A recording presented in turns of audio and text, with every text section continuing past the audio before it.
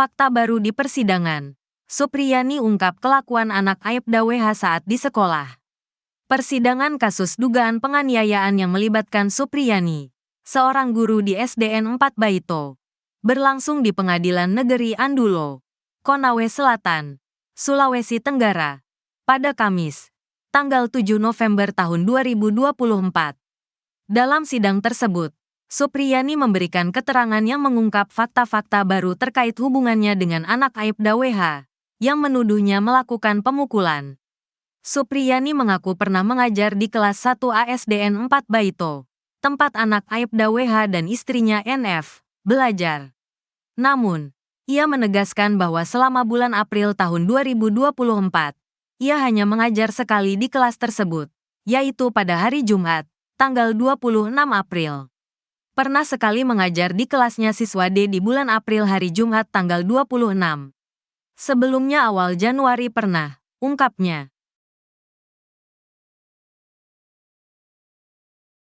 Tangisan Supriyani, 5 kali minta maaf, namun tetap dipenjarakan Aibda WH. Supriyani, seorang guru honorer, mengungkapkan kesedihannya di hadapan Hakim Pengadilan Negeri Andulo, Kabupaten Konawe Selatan, Sulawesi Tenggara, pada Kamis, tanggal 7 November tahun 2024. Dalam sidang tersebut, ia menceritakan bahwa telah meminta maaf kepada Aibda WH dan istrinya, NF, sebanyak 5 kali sebelum kasusnya masuk ke persidangan.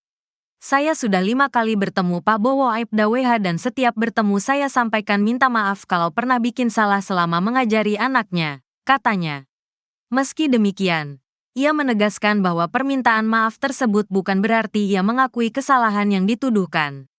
Ia berharap agar masalah ini dapat diselesaikan tanpa harus melalui proses hukum.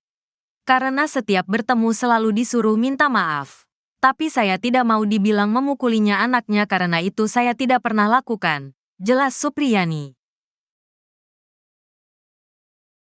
Guru Supriyani akibatkan 4 jaksa diperiksa secara internal. Kejaksaan Tinggi, Kejati, Sulawesi Tenggara melakukan pemeriksaan terhadap jaksa yang menangani kasus guru honorer asal Kabupaten Konawe Selatan, Supriyani. Wakil Kepala Kejati Sulawesi Tenggara, Wakajati Sultra, Anang Supriyatna mengungkapkan pemeriksaan bertujuan untuk memastikan apakah penanganan kasus tersebut telah sesuai dengan standar operasional prosedur, SOP, yang berlaku. Dalam proses ini, Kejaksaan Tinggi Sultra telah memeriksa 3 hingga 4 jaksa dari internal mereka. Kita melakukan klarifikasi kepada pihak-pihak yang berkaitan, katanya. Selain itu, Kejaksaan Tinggi Sultra juga melakukan pemeriksaan terhadap pihak luar. Itu hanya untuk memastikan saja diklarifikasi dan dianalisa apakah ada pelanggaran, sambil kita menunggu proses hukum yang sedang berjalan di pengadilan, jelas Anang. Pemeriksaan ini merupakan langkah awal dalam menelusuri dugaan pelanggaran yang mungkin terjadi dalam penanganan kasus Supriyani. Proses hukum di pengadilan masih berlangsung, dan Kejaksaan Tinggi Sultra berkomitmen untuk transparan dalam setiap langkah yang diambil. Anang menambahkan saat ini pihaknya terus melakukan pemantauan jalannya persidangan. Terkait mekanisme penuntutan kepada Supriyani ke depan, Anang mengatakan hal tersebut bergantung fakta persidangan di pengadilan. Jaksa Penuntut Umum, JPU, akan mempertimbangkan fakta-fakta perbuatan ataupun fakta-fakta hukum yang terungkap di persidangan, bukan berdasarkan berkas perkara, katanya.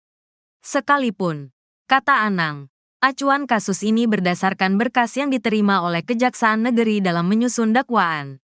Nanti kemudian di persidangan faktanya seperti apa, maka akan menjadi landasan JPU untuk membuat tuntutan, tuturnya. Untuk itu, kata Anang, dalam fakta-fakta persidangan itu, Jaksa Penuntut Umum akan mempertimbangkan rasa keadilan, kepastian, rasa kemanfaatan, dan rasa keadilan, tutupnya. Artikel ini telah tayang di tribunnyusultra.com dengan judul Wakajati Sulawesi Tenggara sebut 4 jaksa diperiksa buntut kasus guru Supriyani di Konawe Selatan. Aibda WH tetap ngotot ingin penjarakan guru Supriyani. Guru Supriyani mengatakan Aibda WH ngotot ingin penjarakan dirinya meski cuma sehari. Supriyani mengatakan ucapan itu disampaikan Aibda WH setelah dirinya minta maaf kepada anggota Polri itu dan istrinya, NF sebanyak 5 kali. Hal itu diungkapkan Supriyani dalam sidang lanjutan di Pengadilan Negeri PN Andulo, Kabupaten Konawe Selatan, Sulawesi Tenggara, Kamis, tanggal 7 November tahun 2024. Supriyani mengatakan, meski ia telah meminta maaf, Aibda WH mengatakan akan tetap memenjarakan dirinya karena tidak mau mengakui kesalahan. Ungkapan itu, kata Supriyani, terjadi di mediasi pertama, bahkan hingga pertemuan kelima sebelum dirinya ditahan oleh Kejaksaan Negeri Konawe Selatan. Sempat ada kata-kata dari Pak Bowo, saya tetap akan penjarakan kamu walaupun hanya sehari agar semua orang tahu kalau kamu salah, ujar Supriyani menirukan ucapan Aibda WH. Dalam sidang tersebut, Supriyani bercerita telah meminta maaf kepada Aibda WH dan istrinya, NF, sebanyak 5 kali. Bahkan, Supriyani tak kuasa menahan tangis saat menceritakan momen tersebut. Menurutnya, permintaan maaf itu disampaikan Supriyani pada setiap pertemuan mediasi, sebelum kasus ini masuk persidangan. Diketahui, mediasi telah dilakukan berulang kali. Namun tak ada titik terang lantaran Supriyani bersikukuh tak mau mengakui perbuatan yang dituduhkan kepadanya. Saya sudah 5 kali bertemu Pak Bowo, Aibda WH, dan setiap bertemu saya sampaikan minta maaf. Kalau pernah bikin salah selama mengajari anaknya, ungkap Supriyani. Supriyani menegaskan, permintaan maaf itu bukan karena ia mengakui kesalahan yang dituduhkan. Namun, permohonan maaf itu agar masalah ini dapat segera selesai tanpa proses hukum.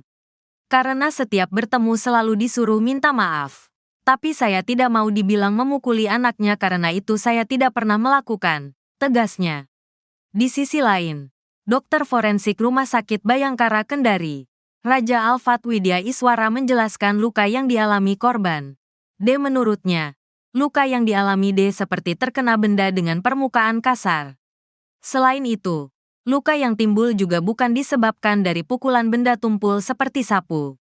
Jadi kemungkinan penyebab luka ini bukan dari sapu dibawa sebagai barang bukti. Tidak ada, jelasnya, dalam sidang di PN Andulo, Kamis. Raja menjelaskan, jika luka yang timbul karena memar akibat kekerasan benda tumpul, maka luka yang ditimbulkan tidak seperti foto korban yang ditampilkan dalam persidangan. Ini seperti luka memar. Tapi melihat garisnya juga seperti luka karena terkena gesekan dengan permukaan benda yang cenderung kasar. Benda permukaan kasar itu bisa batu, bisa macam-macam. Bukan seperti sapu yang permukaannya halus, jelas dia.